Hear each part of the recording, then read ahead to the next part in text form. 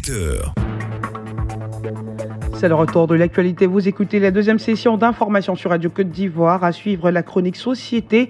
Ahmed Touré nous parle de notre véritable ethnie à tous à 7h10. Mais avant, retrouvons Jérôme Kouakou pour le deuxième journal de la matinée, le 7h.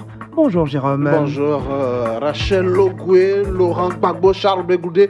Grand jour pour ces deux hommes. Vont-ils bénéficier d'une liberté ou bien au contraire seront-ils maintenus en détention? Tous les regards sont tournés vers là et la CPI livrera son verdict aujourd'hui.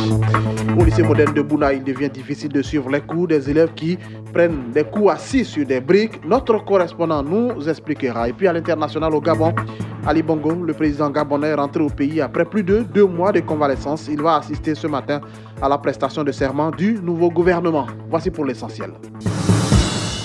Le RHDP est en pré-congrès éclaté. Oui, commençons d'abord par San Pedro où les militants ont donné leur accord pour la création du parti unifié. Ils ont démontré ainsi leur adhésion par la tenue du pré-congrès qui s'est soldé par une motion de soutien. Retrouvons sur place Sam Konan.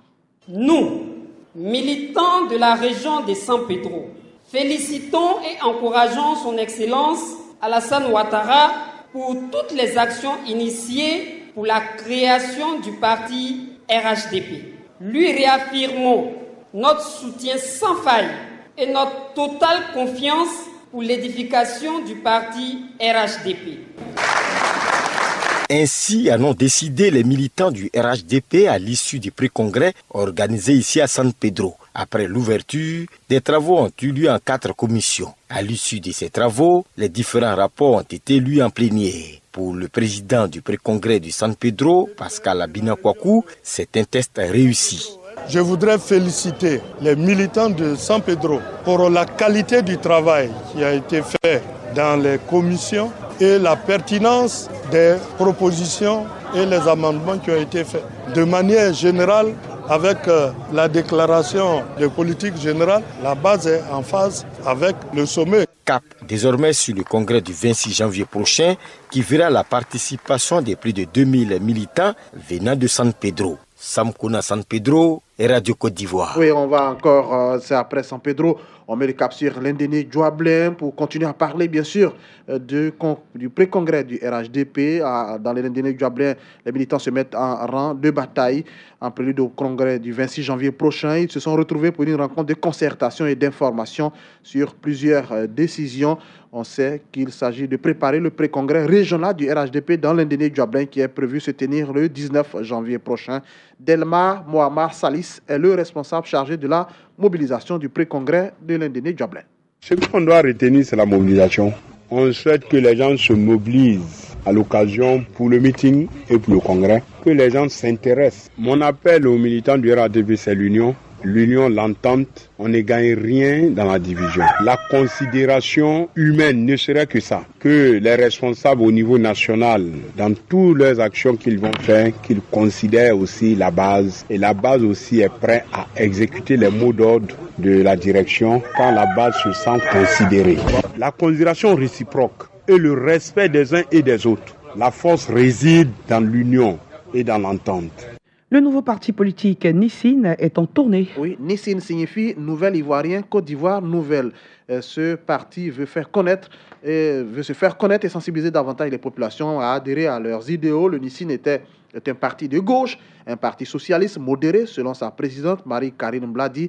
Pour sa première sortie, la présidente a choisi le quartier Adjaoui Koubé, un village de la commune de Port-Boué. Marie-Karine Bladi, présidente du Nissine.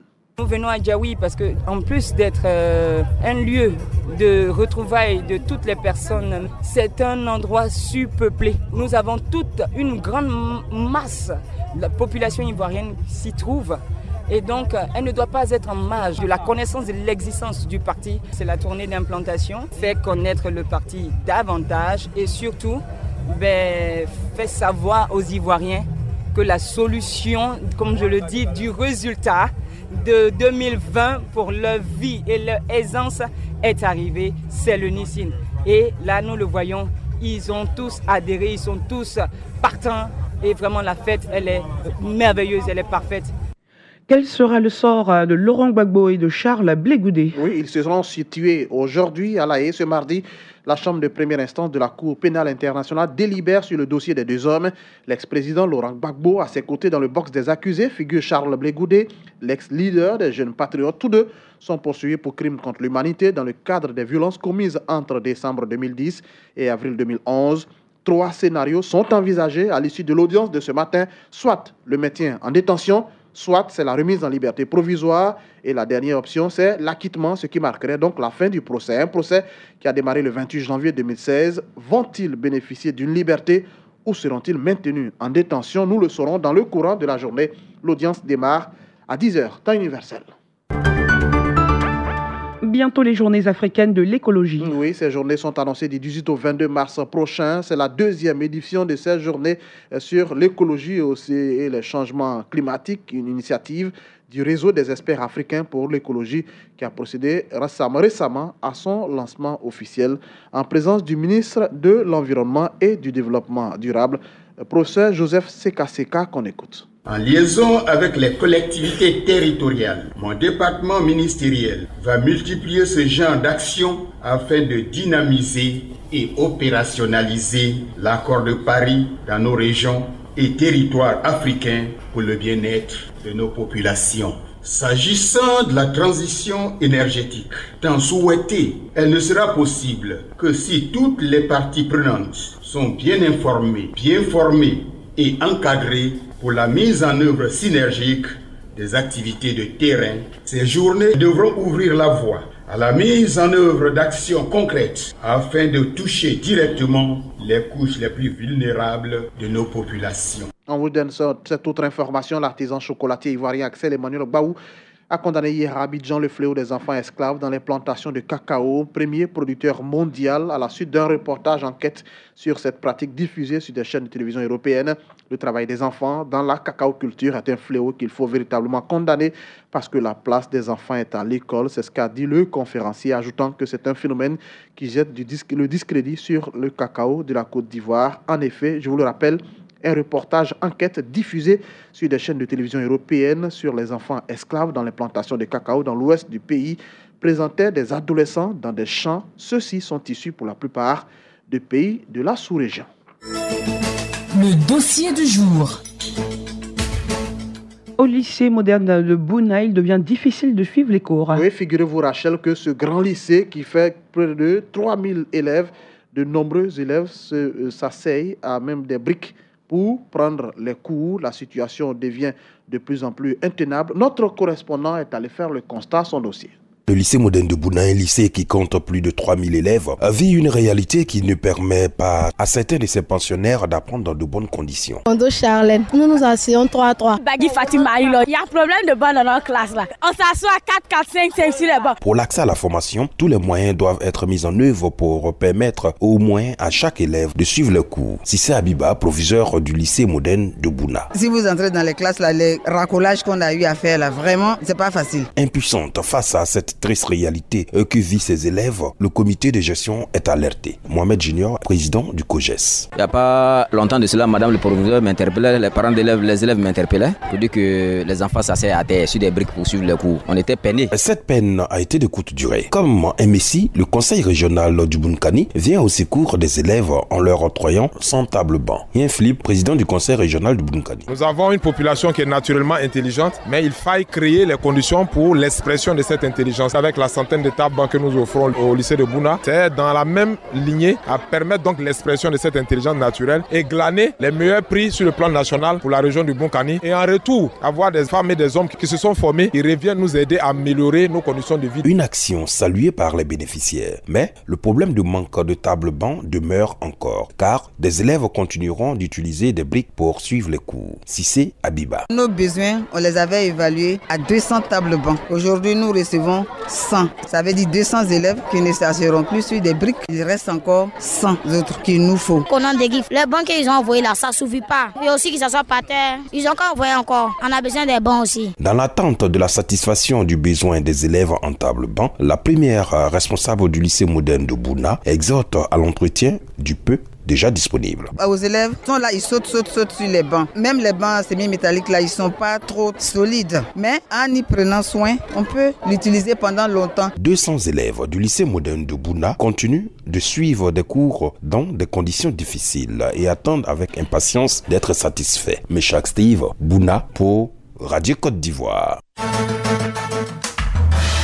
Dans l'actualité internationale au Gabon, le président Ali Bongo est rentré au pays. Oui, après 2 mois et demi d'absence de son pays, Ali Bongo est rentré à la maison. Il va assister aujourd'hui même à la cérémonie de prestation de serment du nouveau gouvernement. Les médecins ont estimé que ce voyage ne présentait aucun danger pour sa santé. Il a passé 2 mois de convalescence hors de son pays à la suite d'un accident vasculaire cérébral. Ce sera ainsi la première apparition officielle d'Ali Bongo, 59 ans, devant ses concitoyens après son retour dans son pays.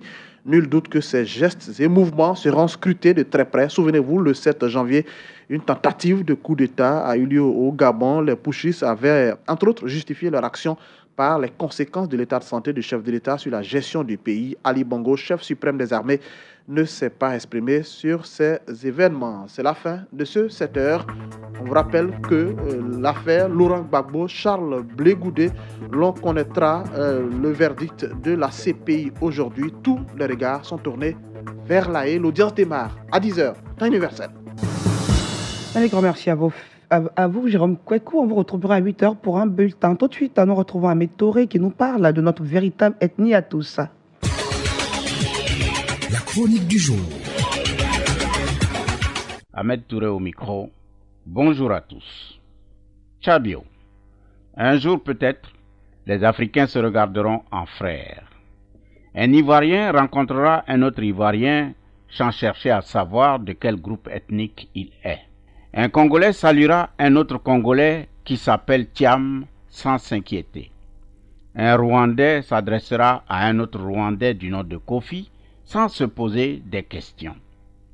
Un Malien dira à la douane qu'il s'appelle Yapi sans provoquer un sourire narquois.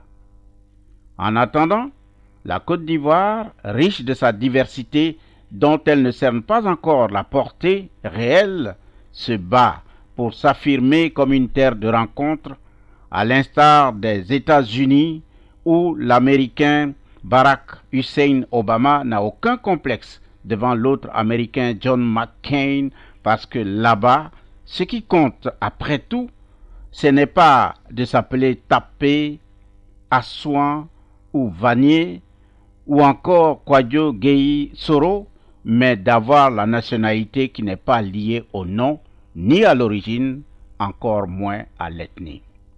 L'essentiel là-bas, c'est d'avoir des ambitions pour son pays et un programme de travail dans ce sens. Car, Tchabio, chacun d'entre nous a des ambitions pour son pays et les ambitions ne sont pas que politiques. Être un bon père de famille est une ambition nationale, car un pays où il y a de bons pères de famille est un pays qui se développe. Être un bon fonctionnaire est aussi une ambition nationale, comme être un bon ouvrier, être une bonne ménagère, être une bonne secrétaire. Tchabio, si tu es chef d'entreprise, lutte pour être un bon dirigeant de société privée ou publique, car tout cela est ambition nationale, parce que la bonne gouvernance doit être pour tous une ambition. L'ambition n'est pas que dans la politique, je l'ai déjà dit. S'accomplir soi-même et réussir sa vie est ambition nationale, car la nation est organisée avec les nombreux et multiples éléments que nous sommes chacun individuellement et collectivement. La malfonction de l'un d'entre nous a nécessairement une répercussion sur l'ensemble. C'est parfois imperceptible, mais mises bout à bout, les petites misères de ce qu'on appelle le petit peuple peuvent transformer le pays en une grande terre de misère. Une nation, c'est un ensemble dans lequel chaque élément, chaque groupe, chaque entité a son utilité. La véritable et seule ethnie d'une nation, c'est la nationalité. Quelle est ton ethnie, Tchabio? Réponds, je suis ivoirien et j'assume ma citoyenneté. Ahmed Touré vous salue.